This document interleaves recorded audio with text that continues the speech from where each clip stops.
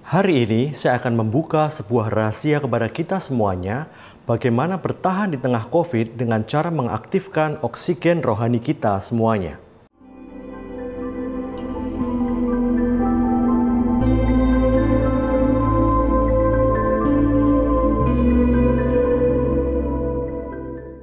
Saat ini kita semuanya work from home, maka tentunya kita semua sangat rindu untuk mendengarkan kebenaran firman Tuhan. Mari kita buka bersama-sama di dalam Kejadian 2 ayat yang ke-7.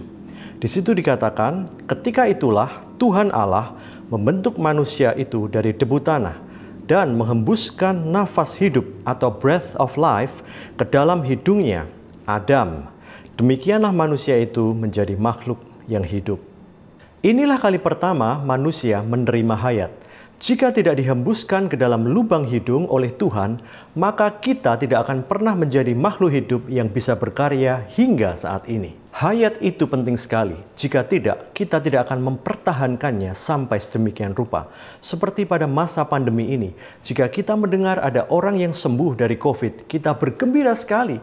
Tetapi jika kita mendengar mereka banyak yang meninggal, kita sedih sekali. Pada dasarnya, manusia itu ingin mempertahankan hayat. Manusia jasmani memerlukan oksigen atau O2 di dalam paru-paru yang sehat untuk bisa bertahan hidup. Manusia rohani demikian juga memerlukan O2R atau oksigen rohani untuk bisa spiritualnya hidup dengan sehat.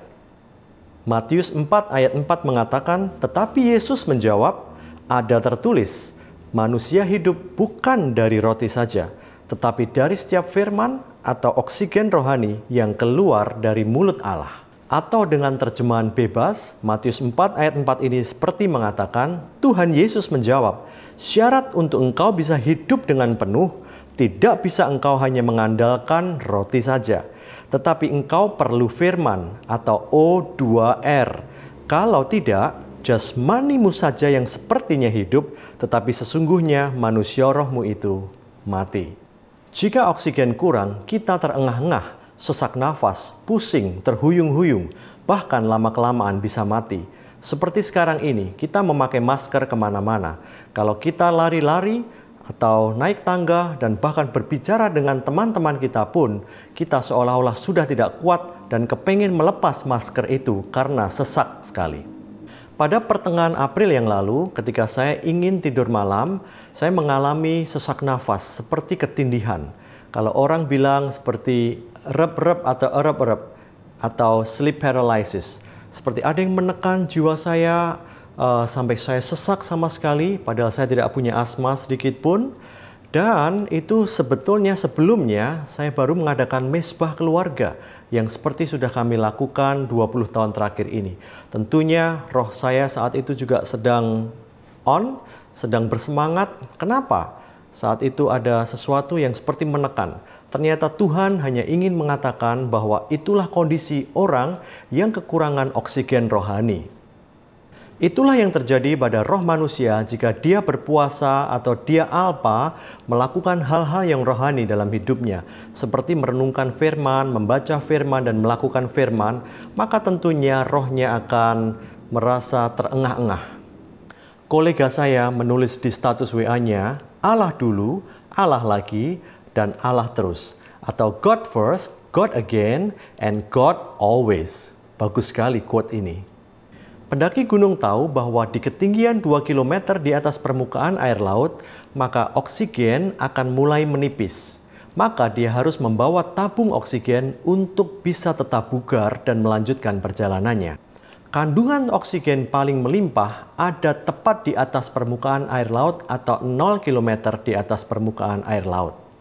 Orang yang dekat dengan Allah adalah seperti orang yang sedang di atas permukaan air laut, karena disitulah oksigen rohaninya melimpah ruah. Di puncak Gunung Bromo yang ketinggiannya adalah 2,3 km di atas permukaan air laut, oksigen tinggal 75%. Di puncak Gunung Everest yang tingginya sekitar 8,8 km, maka persediaan oksigen di sana tinggal 33%. Tidaklah mungkin orang bisa bertahan hidup tanpa membawa tabung oksigen. Orang yang sukanya hanya perkara duniawi saja, tanpa memperhatikan perkara-perkara ilahi atau yang mau mendekatkan diri kepada Allah, dia seperti sedang mendaki puncak Everest tanpa membawa tabung oksigen. Demikian pula orang yang O2R atau oksigen rohaninya kurang, meskipun secara jasmaniah dia tidak kelihatan, tetapi sesungguhnya di dalam sana sedang ada upacara tutup peti dan upacara penguburan karena sesungguhnya rohnya sudah mati. Sesungguhnya akan lebih baik seperti yang tertulis dalam 2 Korintus 4 ayat 16 yang berbunyi demikian, sebab itu kami tidak tawar hati, tetapi meskipun manusia lahiriah kami semakin merosot, namun manusia batiniah kami dibaharui dari sehari ke sehari. Daripada yang sebaliknya, kelihatannya manusia lahiriahnya makin hari makin gemilang, bisnis, popularitas, pangkat, karir, kekayaannya makin hari makin menanjak, tapi manusia rohaniahnya makin lama makin merosot. Suplai O2R ini tidak hanya memuaskan secara roh, tetapi ada manifestasi berkat pertolongan yang konkret. Saya teringat saat kecil saya suka bermain-main di sungai di Tawangmangu yang terletak di bawah kaki Gunung Lawu. Di situ airnya sangat jernih dan saya banyak menemukan batu-batu yang besar sampai kepada kerikil-kerikil yang kecil. Apa yang terjadi? Air yang dari atas itu mengalir dan menutupi seluruh sungai itu. Tidak ada satupun dari rongga-rongga di antara bebatuan itu yang tidak dialiri air itu. Sebagaimana penyediaan Allah yang menutupi dan memenuhi setiap kebutuhan kita, baik itu besar maupun kecil. Rongga terkecil dari kebutuhan kita, itu pun akan dipenuhi oleh Tuhan. Allah menolong kesulitan kita pada saat kita di hutan belukar, maupun pada saat kita ada di pekarangan halaman rumah. Dia menolong dalam kesulitan yang besar maupun kesulitan yang kecil. Pada pertengahan April yang lalu, SD card saya yang isinya file-file yang penting, tiba-tiba hilang semua filenya dan corrupt. Saya sudah berulang kali mencolokkan di berbagai komputer, mungkin ada 15 kali, tetapi tetap sama hasilnya, tidak ada filenya dan kosong dan semuanya corrupt.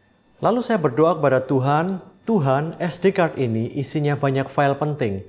Tolong Tuhan, jangan rusak. Dalam hati saya ragu-ragu, tetapi tangan saya tetap saja mencolokkan untuk yang kesekian kalinya setelah berdoa ke dalam komputer. Dan apa yang terjadi? Tiba-tiba boom, keluarlah file-file lama yang tadinya dikatakan korup semuanya. Puji Tuhan. Itulah contoh di mana Tuhan bisa menolong kita dalam perkara-perkara yang besar, dari penyakit yang akut, keuangan, keluarga, sampai perkara-perkara kecil seperti SD card tadi. Saat suplai O2R terpenuhi secara konsisten lewat Allah dulu, Allah lagi, dan Allah terus, tidak saja kita bisa melewati pandemi ini, tapi sampai jauh ke depan. Selamat menghirup O2R yang tak habis-habisnya dan gratis ini sebanyak-banyaknya. Tuhan Yesus memberkati.